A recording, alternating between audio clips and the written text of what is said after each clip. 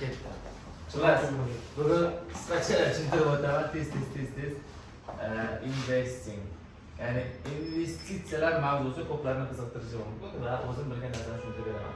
Birinchi o'rinda investitsiya qilish mumkin bo'lgan narsa bu o'zimiz bilaman. Investitsiya. Nimani investitsiya qilsa bo'ladi? To'g'ri savol qo'ying. Nimani investitsiya qilsa bo'ladi? Investitsiya kiritish, investitsiya olishmi? Investitsiya kiritish. Kiritish pul. Pul. Abror. Bilam. Uylanishga investitsiya. Jismoniy quvvatini ham investitsiya qilishmi? Albatta. Aqldan. Albatta. Orientatsiyasini qilishadi. Albatta. Hop, eng optimal, eng zo'r investitsiya bu nima? Bilim yetishtiramiz. Yo'q, nimaga tikilish emas, nimani tikish deyapti. Pulni. Ular pul deyapti. Olingan degan investitsiyani ol. Nimani tiqishni so'rayapti. menimcha emas. o'zimni fikrim olinadigan foydaga qarab o'sha paytda hal bo'lsa kerak bu narsa deb o'ylayman. Masalan, hozir shu Ular joyda qani qaranglar. Men sizlarga biron bir narsani investitsiya qilar desam, nimaga investitsiya qilish tushunasizlar? misol uchun men shu narsaga pulimni tiksam ko'proq foyda olamanmi, aqlimni ishlatsam ko'proq foyda olamanmi degan o'y-xayol o'tishi mumkin-da mendan. Xo'p. Savolni menimcha katta ehtimol bilan tushuntirib To'g'ri, men tushunmadim mana shu savolni. Men tushundim-ku. Investitsiya qilishi mumkin bo'lgan eng optimal resurs. Bugungi kundami? Bugungi kundami? Xolis, kecha. Siz hozir agar sizda imkoniyat bo'lganda nimaga investitsiya kiritgan bo'lardingiz? Nimani investitsiya qilgan bo'lardingiz? Nimaga? Da. Men ta'limga investitsiya qilgan bo'lardim. Nimani? Pulimni. Hop, pulingizni. Hop. Yana qo'shimcha qilishim mumkin. Va nimamni ham, bilimimni ham. Vaqt. Vaqt. Bu zo'r. Eng muhim narsalardan bittasi bu vaqt. Atroratda buni. Birinchi o'rinda tushunishingiz kerak bo'lgan narsa bu sizlar bilan misol muvaffaqiyatli va muvaffaqiyatsiz insonlar ikkalasining bir xilda 24 soat kuni bo'ladi. Faqat bittasi o'z vaqtini kerakli narsalarga sarflaydi, ikkinchisi keraksiz narsalarga. Va biron bir narsaga vaqtingizni sarflashingiz ham bu narsa investitsiya hisoblanadi. Ya'ni investitsiya o'zi nima degani? Sizda hozir bor narsani ikkinchi ko'rinishga olib kelib olish, masalan, bunaqa sizga ko'rinish kerak bo'ladigan bo'lsa, shunaqa ko'rinishga olib kelib olish. Yoki naborot, sizda mana bunaqa g'alati ko'rinish kerak bo'ladigan bo'lsa, siz shu narsani investitsiya qilib o'zingizga unda idealniy dumaloq chiqarmoqchisiz. Unda birinchisi noto'g'ri. Ya'ni siz o'zingizda bor narsani sarflash, biron bir narsa olasiz, sarmoya qilish. Sarmoya qilish bu faqatgina pul emas. Birinchi o'rinda sarmoya bu bizning vaqtimiz. Ya'ni birinchi o'rinda sizlar tushunishingiz kerak bo'lgan narsa qayerga vaqtingiz ketyapti, nimaga vaqt sarflayapsizlar. Sizdan so'rayman ba'zida Instagramga necha vaqt, qancha vaqtingiz ketyapsiz? Atiga 1 soat deysiz. Lekin 1 soat bu juda katta vaqt. O'zingizlar o'ylab ko'ringlar. Xo'p, birinchi o'rinda vaqt va vaqtni juda ko'p narsaga sarflash kerak. Ikkinchi o'rinda mayli, kelinglar pulni ko'rib chiqamiz. Masalan, vaqtingizni sarmoya qilishni o'rganishingiz kerak. Bu narsani o'rganib borasiz hayotda. Ya'ni bu masalan 5 minut o'rganib bo'ldi, mana shu umrim oxirigacha qilaman deydigan narsa emas. Vaqtni sarmoya qilish, qayerga vaqtingizni ajratmasligini tushunib borish bu faqatgina umr o'tgan sayin bo'ladi. Misol uchun ba'zi bir narsalarni delegировать qilish, ya'ni boshqa odamga o'tkazib berish yoki boshqa odamga shu narsani vazifa qilib bajarish yoki biron bir siz qilishingiz kerak bo'lgan ishni delegatsiya qilish yoki outsource orqali bajartirish, hozirgi tilda aytadigan bo'lsak, nimaga arzonroq tushadi? Misol aytaylik, men o'zimni biron bir narsaga 1 soat vaqtimni ajratganimdan ko'ra, xuddi shu narsani boshqa odam 1 soatga qilib beradigan bo'lsa va o'sha insonga men aytaylik 100 ming so'm beradigan bo'lsa, o'sha 1 soatda qilib beradigan ishiga men unga 100 ming so'm berganim afzalroq. Ya'ni men o'zimni 1 soat vaqtimni bu narsaga sarmoya qilishga bilmayman. Chunki bu narsani ko'proq narsaga sarflasam bo'ladi. Va o'zimman 1 soatiga imkon qadar vaqtni investitsiya qilish o'rnida vaqt kelgan paytda sizlarga fizически bir qilib ko'rishingiz mumkin bo'lgan narsa o'tgan oyga xarajatlarni ko'rasizlar. O'tgan oy fevral edi. Ya'ni fevral oyida sizlar necha kun ishladinglar? Aytaylik 24 kun. Necha pul topdinglar? O'sha topgan pulinglarni 24 ga bo'lasizlar. Misol uchun aytaylik, anaqa summa topdingiz. hammasini. Nega 20 kun? 24 kun ishladingiz. Ha. Necha kun ishlaganingizga qarab o'sha kunga bo'lasiz. Okey. Hop, endi sizda 1 kunlik pul chiqib keladi. Misol 1 kunda 300 ming so'm deylik. O'sha 1 kunda siz necha soat ishlaysiz? 6 soat ishlaysiz. Soatiga necha puldan bo'ladi? 50 ming so'm.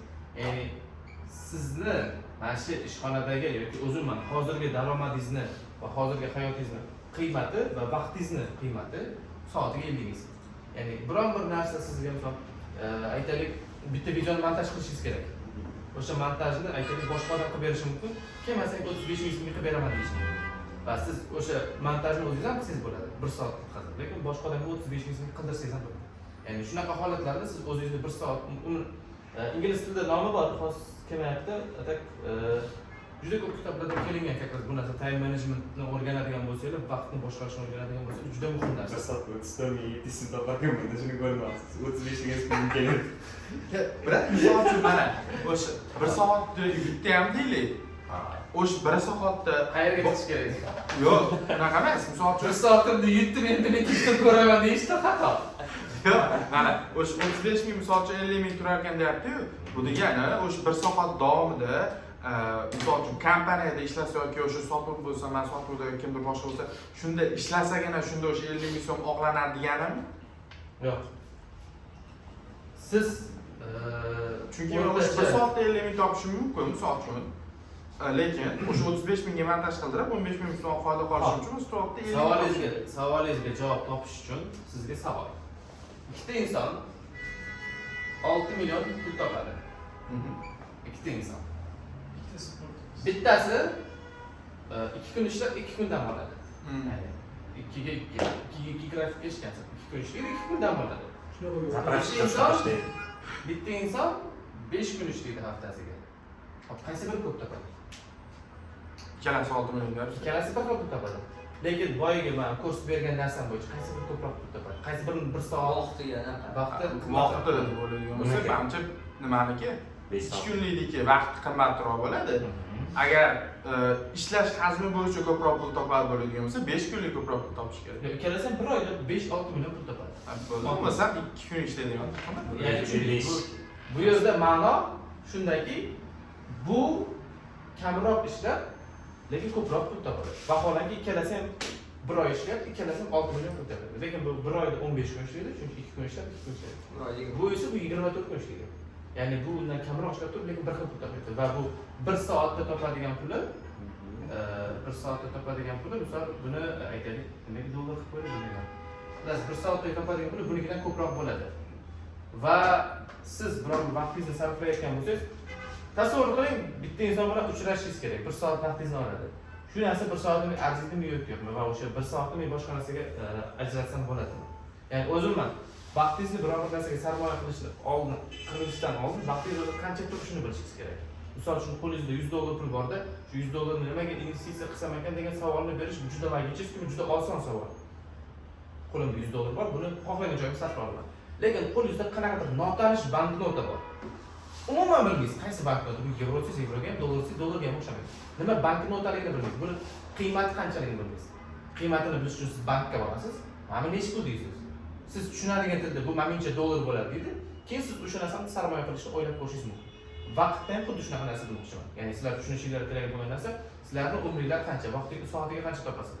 Va bu narsani hisoblash keyinchalik sizlarda aytaylik, bitta soat olmoqchisiz. Soatning narxi 6 million. Zo'r soat, chiroyli soat 6 million. O'sha payt 6 million soat o'sha narsani sotib olish oldim. Hali bu narsa bo'yicha keyingi hafta ko'rsatib beraman. 6 millionlik soat sotib olishingiz uchun siz necha soat ishlashingiz kerak? Shu narsani bila olasiz. Ya'ni soatiga men 50 ming so'mdan topadigan bo'lsam, kuniga 10 soat ishlasam 500 ming topaman. 12 kun ishlashim kerak, shu men shu soatni topishim uchun. Ya'ni meni 12 kun umrim bitta shu soat olishga ketyapti. Arziydimi, arzimaydi. Bu umrlarning qiymatini bilishga juda muhim narsa. Uni qilib beradi-ku. Nimaga?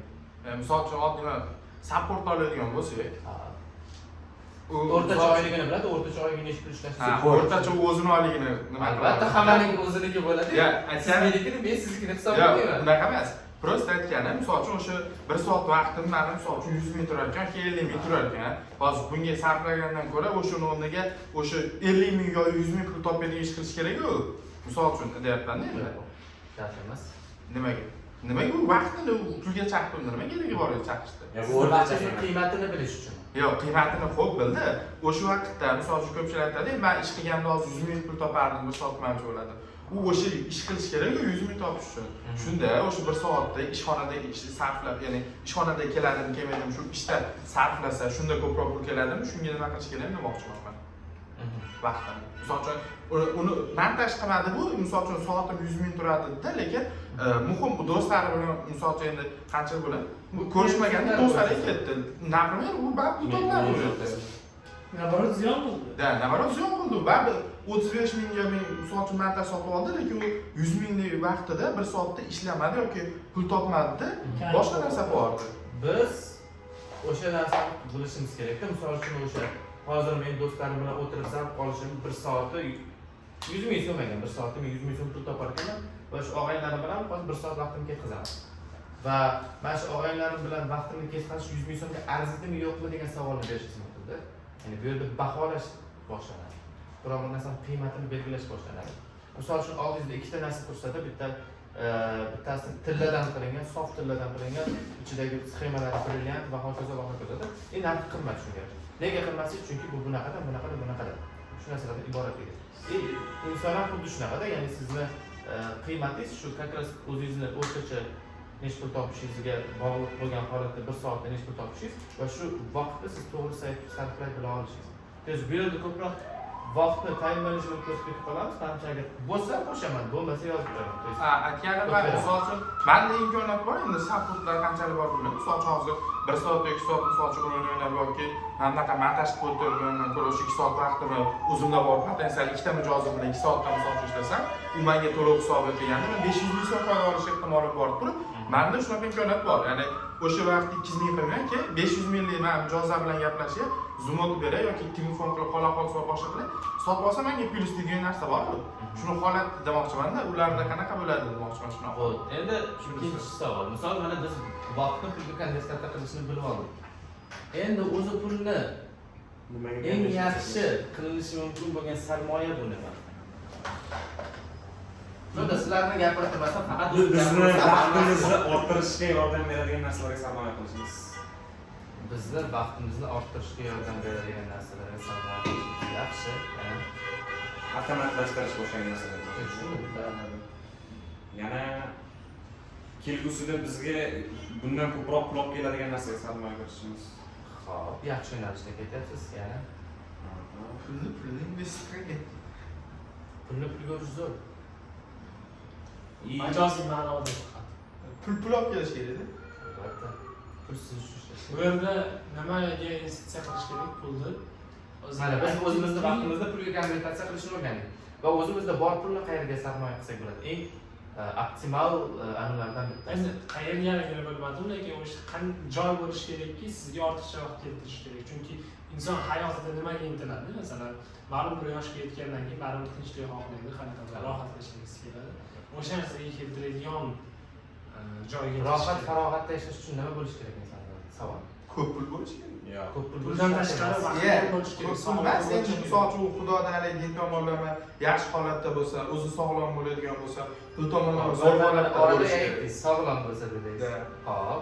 Sog'lom bo'lishi kerak. Qarang, siz mana o'sha Aqli yashash uchun sog'lom chiqish kerak emas. qanaqadir o'ziga yoqadigan qanaqadir ambitsiya maqsad qo'ysa, o'shanga erishish undan baxtli odam bo'lmasa kerak menimcha.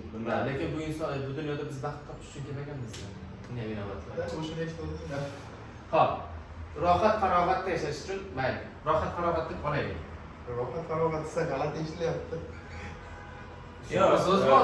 Adabiy o'zbek tilingiz. Misol uchun qarang. Rohat, farog'atda yashash uchun sizda faqat pul bo'lsa bo'ldimi? Manda mana shu bunaqa emas, yo'q. Ya'ni pul bo'lish kerak, обязательно. Pul bo'lishi Masalan, kerak. yashash uchun pul bo'lish Qancha kerak. bir qismi uni. Lekin yana nima bo'lish kerak? Sog'lom bo'lishi kerak. Sog'lik. Darmay to'rtollar. Yaqinlar bo'lishi kerak. Oilaviy yo'llar boshqa narsalar emasmi?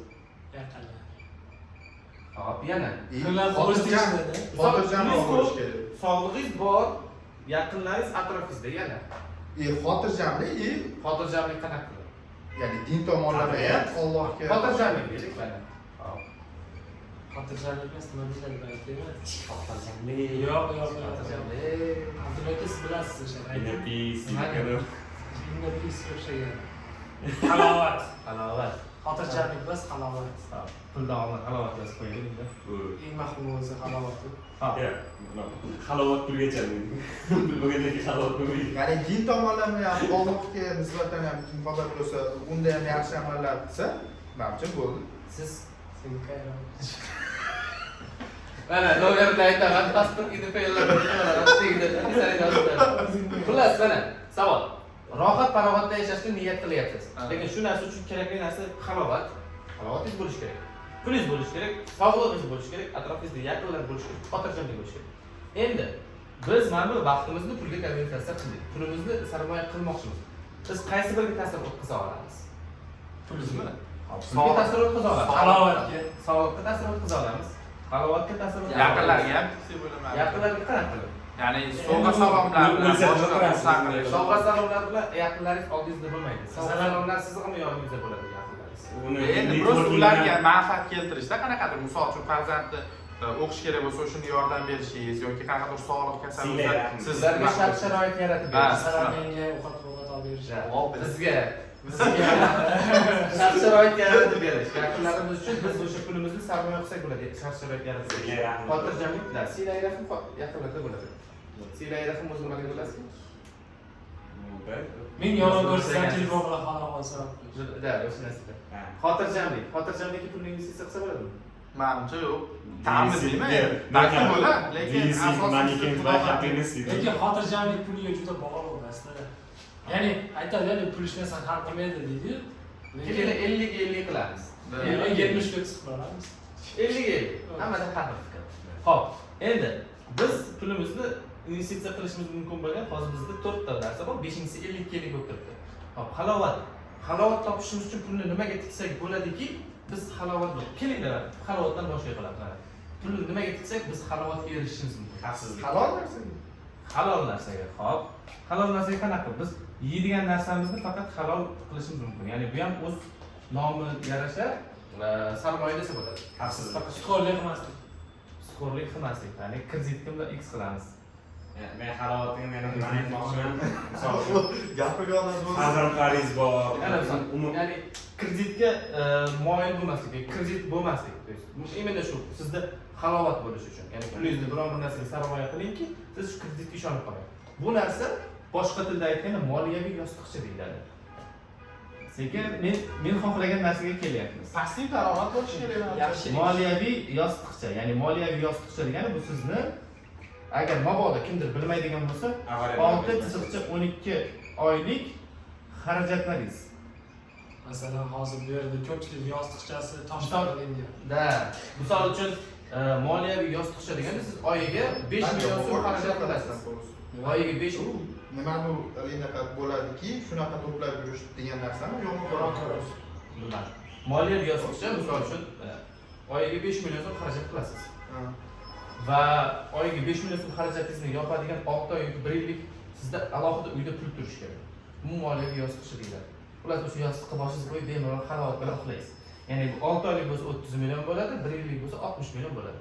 Ya'ni sizda o'sha 60 million xohlasangiz tilla qiymatida, xohlasangiz dollar qiymatida, lekin sirazu topish mumkin, sirazu qayerdan olish mumkin bo'lgan naqd pul bo'lishi kerak.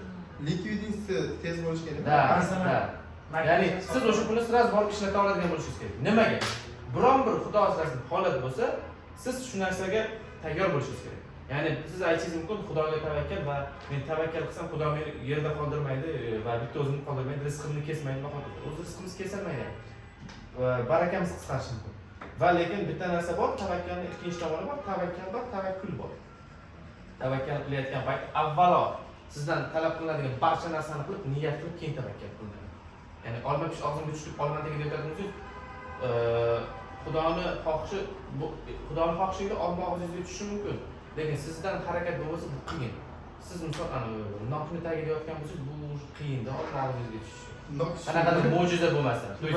Mo'jiza kutish mumkin, lekin siz harakatlarni, shu narsalarni to'g'ri qilib bo'lsangiz, yana mo'jiza kutish mumkin. Xo'p, halovatda yashash uchun biz halol narsalarga o'zimizning pulimizni sarmoya qilamiz, ya'ni bu halol yeb ichish, juda luqmamizga halol qaraymiz. Ya'ni bu narsa ham o'ziga yarasha sarmoya bo'ladi. Ikkinchisi kreditga ega bo'lmaslik uchun bizda moliyaviy yostiq kerak. Bu investitsiyaning asosiy qoidalaridan yana bittasi. Xo'p, yana nima kerak? Xavfsizlik kerak. Yo'q, passiv daromad halovat uchun kerak. Xavfsizlik.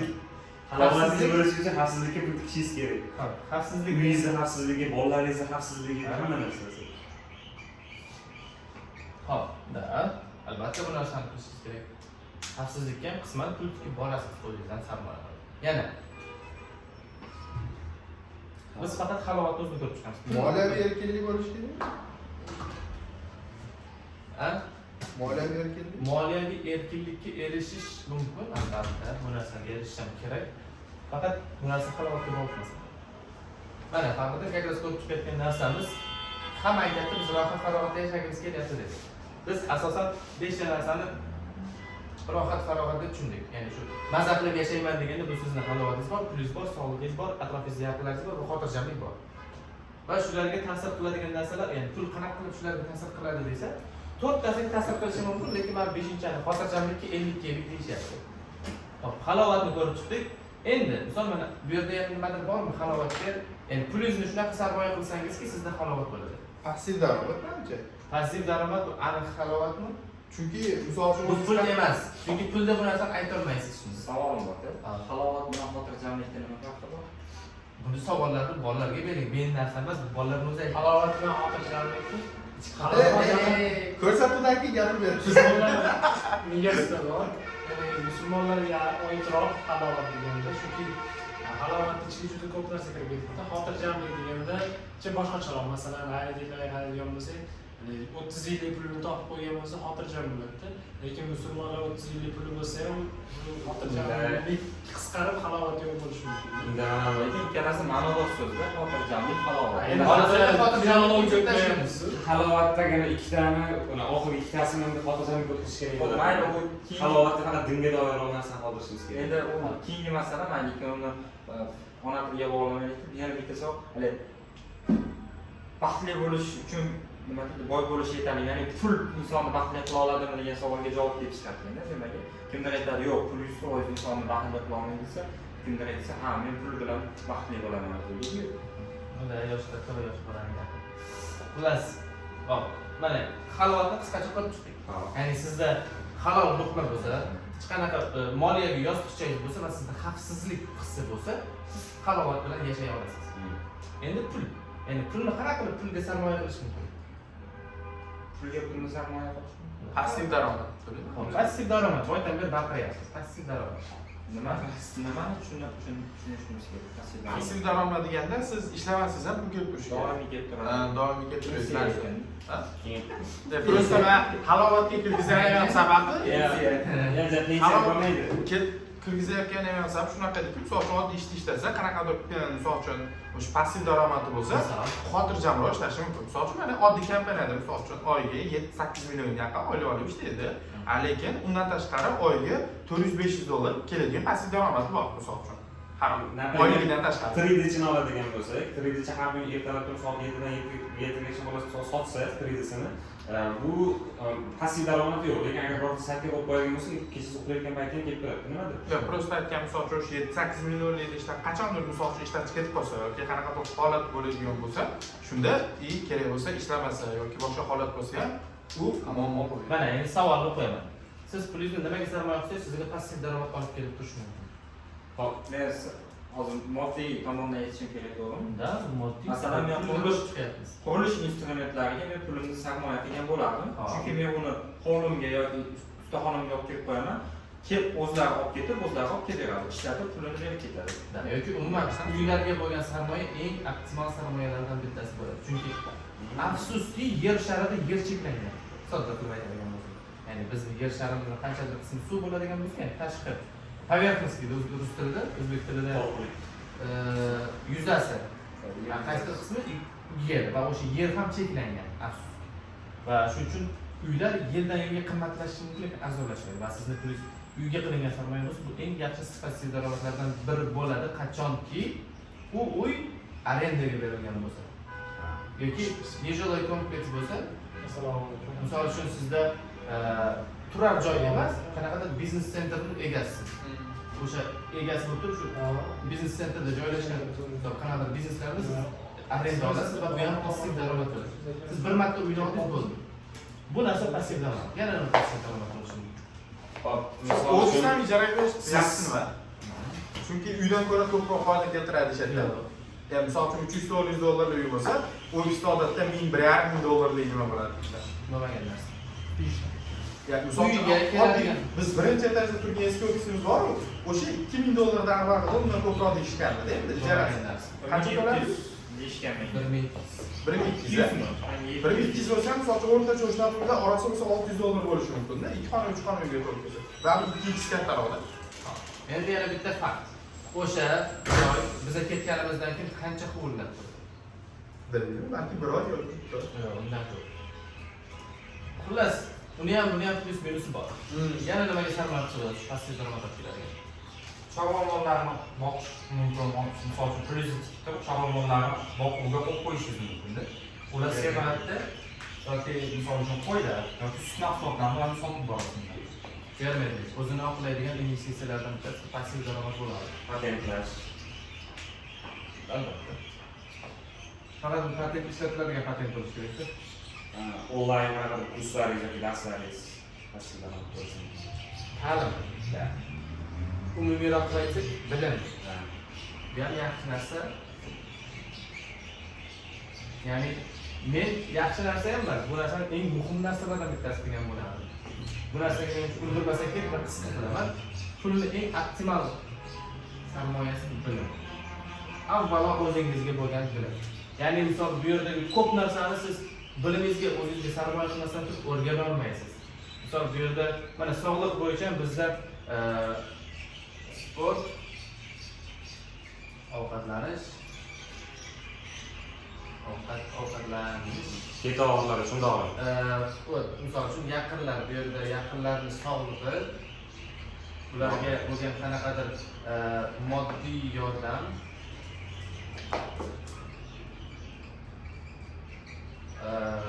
misol uchun qisqa qilib aytyapman va aytaylik boshidan boshlasak, nima halol, nima haromligini bilish uchun avvalo bu narsa bo'yicha bilimingiz bo'lishi shart. Albatta bilish shart. Moliyaviy yostiqchani qurish uchun o'zi moliyaviy yostiqcha qanaqa quriladi, qanaqa bo'ladi, nimaga kerak, baho tozaligini bilish uchun bilimingiz bo'lishi shartmi? Yo'q, bo'lishi shart. Prosta pulni yig'ib qo'yganingizda lekin bu narsa nimaga kerakligini bilmasligingizdan o'zi aslo ma'lum. Mashina yo'qlab ketish. Shunda xavfsizlik. Pul bilan bilimni kombinatsiyasi bizni xotirjamlikka, to'g'ri rohat farog'atga yetkazadi. Ana biz pulimizni bilimga investitsiya qiladigan bo'lsak, eng zo'r sarmoya bu o'zingizga bo'lgan sarmoya. Bekordan bekor juda ko'plar aytgan.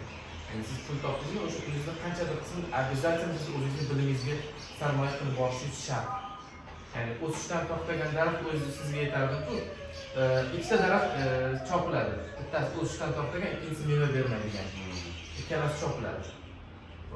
Siz misol avvalo daraxtni tasavvur qilsak, siz bilim olishni bu o'sishingizda va shu bilimlaringiz orqali qanaqadir pul topishingiz yoki umuman hayotingizni yashab borishingiz aytaylik ana berishingiz, meva berishingiz desa, kimgadir yordamingizga tegishi, kimdir sizdan manfaat bo'lsa yoki kimlardir sizdan ko'p odamlar sizdan manfaat olsa, bu sizga siz ularga bergan mevangiz.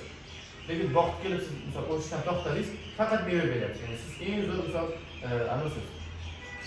Nima derdi? Doim bir xil meva beryapsiz. Doim bir xil meva beryapsiz. Doim bir xil meva berishdan emas. Nima desa bo'ladi? U xullas o'sishdan to'xtadingiz, Siz daraxtsiz. siz shunchaki anasiz, motivatorsiz. Ya'ni hammaga meva beryapsiz, vaqt toza. Lekin siz o'zingiz o'sishdan to'xtashingiz o'zi noto'g'ri. Har doim o'zingiz bilimingizga investitsiya qilib olishingiz shart. Bu absolyutno shart. Ya'ni o'sha bilimingiz bo'lmasa, siz xavfsizlik qanaqa qurilishini, moliyaviy yostiqcha halol haromni farqiga bormaysiz, passiv daromad qanaqa qurilishi vaqt toza hisoblanadi. Moliyaviy savodxonlik, moliyaviy erkinlik, misol, moliyaviy savodxonlik bilan moliyaviy erkinlik bu ikki xil narsa. Ikkalasi qanaqa farqi bor? Masalan, uy deyapsiz. Uyni qanaqa tijorat va notijorat uylar bor. Ya'ni binolar bor. Binolarni qaysi biri farqli, qaysi biri yaxshi investitsiya, binoni qayerdan olish kerak? Toshkent shahrida bir nechta lokatsiya qimmatroq. Ruslarda kalcho deydi, ya'ni kalcholar bor. O'sha kalcholarning qaysi biri yaxshi va hokazo. Biz bu narsalarni bilishingizni turibmiz o'zimiz. Avvalo bu narsa hammasi bilimga bog'liq. Endi birinchi savol. bilimga o'zi qanday investitsiya qilish kerak? Например, misol hozir men sistemda 100 million pulim bo'lsa ham, 10 million pulim bo'lsa ham bilimni bir xil olaman-da. Ya'ni chunki maksimalda mening sohamdagi misol uchun qimmat tursa, borsani 10 millionga bo'lishim mumkin. O'zingizni sohangiz haqida gapiryapsiz, o'zingizni hayotingiz emas. Soha va hayot farqi bor. Biz bu yerda bitta soha bo'yicha rohatga erishamiz. Hayotimiz bo'yicha ko'p narsaga erishamiz. Misol uchun siz avvalo aytaylik o'sha qanaqadir islom moliyasi bo'yicha kurs o'qishingiz mumkin.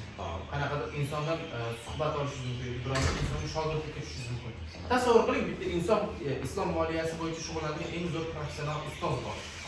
Va shu ustozga shogirdlikka tushmoqchisiz. Bu shogirdlikka bir tiyin pul olmaydi, ya'ni sizdan pul talab qilmaydi. Va shogirdligida yurishingizga aytaylik 1 yil kerak. Siz 1 yil hech qanaqa pul topmasdan faqat shu insonni shogird qilib undan bilim olib yurishingiz, siz 1 yillik xarajatingiz, ya'ni 5 milliondan xarajat qilsangiz 60 million ketadi. Ya'ni u ustozga 60 million berib turib o'zingiz ishingizni qildingiz va shogirdlik bilan shug'ullandingizmi yoki 1 yil ishlamasdan siz faqat fokusingizni shogirdlikka beradigan bo'lsangiz, sizda baribir 60 million xarajat bor. Umumiy jihatda siz o'sha shogird bo'lib, bilim olgan bo'lasiz va sizni shogirdlikka va o'sha narsani bilimini olganingizga bo'lgan xarajatingiz taxminan 60 million bo'ladi. Undan ko'ra o'sha ustoz o'zimga moliyachi qilib olsam Bo'ladi. Nima deb o'ylaysiz? Moliyachi qilib o'tamizmi ustoz? Bu moliyachi qilib o'tishim mumkin. o'tadi. Bu ham sizga misol qanaqa sarmoya bo'ladi. Chunki u ustoz o'sha insonni siz o'zingizga moliyachi qilib aytadi 1 yil yurishingiz va oyiga u kishiga aytadi 10 million so'm oylik berdingiz. Oyiga 10 million so'm sizga oylik berib kelishingiz va 1 yil ishladi siz bilan. 120 million bo'ladimi? 120 million oylik berdingiz umumiy jihatda. Va 1 yildan keyin siz umuman islom moliyasi qanaqa ishlashini va qanaqa vaziyatda qanaqa o'zingizni bilib oldingiz. Chunki u bilan birga ishladingiz. Va 120 million siz o'zingizni bilimingizga qisman sarf qilgan bo'lasiz va islom moliyasini Jobs ham shunaqa qilgan o'zi, bunday qarasa. Ko'pchilik shunaqa qilgan. Misol xullas umumiy jihatda shu. Asosiy narsa bu vaqtingizni pulga konvertatsiya qilishni tushunib oling va vaqtingiz qancha qiymatligini bilishingiz kerak. Bu narsasiz siz o'zingizni vaqtingizni arzonga sotishingiz mumkin. Va pulni asosiy eng zo'r investitsiya источники bu bilim. Avvalo bilimga bo'lingan sarmoya. Manimcha bugunga yetadi. investitsiyaning boshqa qismlari bo'lsa kerakmi? Bilmadim. Agar ehtiyoj bo'ladigan bo'lsa investitsiya alohida qismini olishingiz mumkin. Kommentariy izohlarda yozib o'tiring, keyin qayta davom ettirib. Bolalarga tikish investitsiyani